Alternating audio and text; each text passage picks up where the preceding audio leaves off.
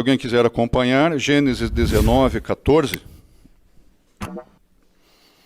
que diz assim a palavra: E saiu Ló e falou a seus genros, aos noivos, né, que tomaram suas filhas, e disse: Levantai-vos, saí desse lugar, pois destruirá o Eterno a cidade.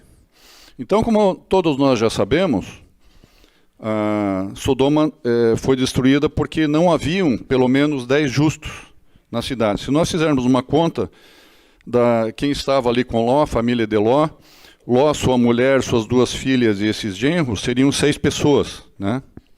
Então, às vezes, isso aqui nos traz um pensamento, né, de que às vezes não quer dizer que você, como a gente é considerado, né, todos os cuidados que nós temos que ter com obediência à palavra, com o nosso procedimento, porque está chamando a atenção aqui de pessoas que você poderia considerar como justas, né, mas que eles não foram salvos, né? Então eu lanço essa questão aqui, é um fato que aconteceu. Tanto é que, por que eles não foram salvos? A palavra bem clara aqui, ó. Para esses 2, tidos aqui como genros, os noivos, né, das filhas de Ló, para eles, a atitude de Ló, quando Ló disse: saiam daí, todos nós vamos ter que sair daqui, a situação está ficando terrível, né? E eles não viam sinal de nada. Então, eles acharam que Ló estava simplesmente fazendo uma brincadeira, né? E ele diz a palavra assim: e foi como zombaria aos olhos dos seus genros. Eles fizeram pouco caso, tipo, não, Ló não está nem... Não vamos fazer conta que entrou por um ouvido e saiu pelo outro ouvido, né? Então, os cuidados que nós temos que ter, né? Então, e o que aconteceu? Eles foram salvos? Não. Eles tiveram uma belíssima oportunidade de ser salvos, né? E não foram salvos. A palavra é muito clara dizendo que quem saiu dali, até uma questão, a palavra diz que os anjos, né, os 2 anjos, tiveram que puxar, os anjos estenderam suas mãos e puxaram Ló, a sua esposa e suas filhas. Puxaram. Então, a princípio também a família de Ló, eles não queriam sair dali. Estavam apegados, né, a algumas coisas, a casa, aos bens. Então, os anjos foram enviados realmente para tirá-los daquele lugar. Mas quem saiu dali foram Ló, sua mulher e suas 2 filhas. Os genros não, né? Então, uma outra situação, dando continuidade a esse mesmo pensamento aqui, que a palavra também diz que, às vezes, nós pensamos mal, né? Nós julgamos mal. Então, as filhas de Ló, todos já sabem que elas tiveram, tanto a primogênita como a outra, tiveram relações sexuais com o próprio pai, né? E a primeira coisa que vem na mente é uma coisa ruim. Mas está escrito aqui, no versículo 31 do capítulo 19, diz assim, ó: Nosso pai é velho e homem, e não há na terra para vir a nós como uso de toda a terra. Então, com aquela situação toda de destruição, as filhas achavam que foi um fim do mundo, aquilo ali, e que só restaram eles. Elas e Ló, e depois a mãe tinha perecido, se transformou numa estátua de sal. Então, isso segundo o próprio Talmud e os comentários rabínicos, dizem que foi uma atitude nobre, na verdade, das filhas, porque elas queriam salvar, uma espécie de salvar, dar prosseguimento para a humanidade, já que elas achavam que não iam ter um outro homem, um outro jovem, para se aproximarem delas. A humanidade estava já exterminada, né? Só sobraram eles.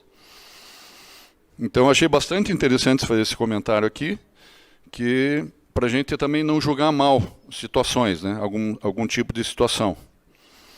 E outra coisa para finalizar, que eu queria comentar aqui, que nem tudo está perdido, porque a primogênita, vocês já sabem da história, né? A primogênita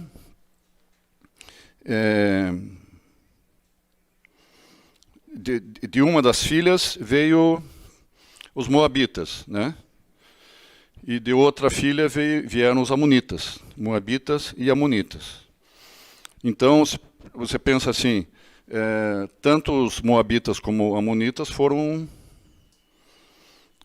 adversários, né? Inimigos de Israel. Então, tanto Israel como entre eles, havia uma desigualdade, havia uma disputa, né, entre eles. E eles eram contrários a Israel, tanto os moabitas como os amonitas, né? Um exemplo disso é que os amonitas, na história ali do Êxodo, quando Israel pediu educadamente em paz, só para atravessar pelo território dos amonitas, os amonitas não estavam sendo oprimidos, não estavam sendo assim, alguém chegou lá, Moisés ou alguém chegou lá dizendo,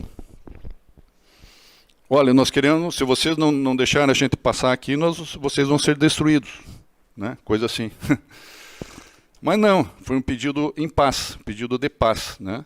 E mesmo assim os amonitas não deixaram o povo de Israel passar pelo território deles, né?